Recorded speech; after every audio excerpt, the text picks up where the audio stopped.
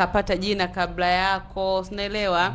Kuna ile kwamba amekuzidi pia umri. Kwa hiyo huenda kuna vitu ambavyo anakuwa anavifanya, afu always mwanaume hata kama na umri mdogo hapendi kuonekana yeye ni mdogo, unaelewa? Kwa hivyo hatuwezi jua labda Jackie Wolper naye pia akawa na shida yake, labda hata hiyo issue ya nini hiyo ya kukaa muda mrefu bila kushiriki, huenda hata yeye mwenyewe pia anasababisha.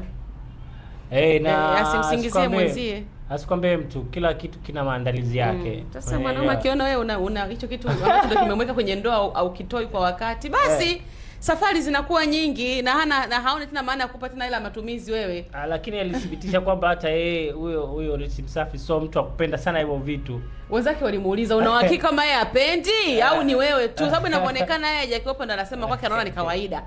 Unahakika na mwenzako hapendi, sikuta anamlazimisha asipende kwamba babi bwana mimi leo mimi hata sijisikia, niko out of mood. Unategemea nini? Kuna vitu tofauti tunategemea, lakini pia kwenye hilo tuangalie pia kwa upande wa wote wawili. Kwa wakati huu, umeelewa? Unajua swala la ndoa lina changamoto, umezungumza hapo kwamba kuna watu wanatamani watoke kwenye ndoa, umeelewa, wawe uhuru, wafanye mambo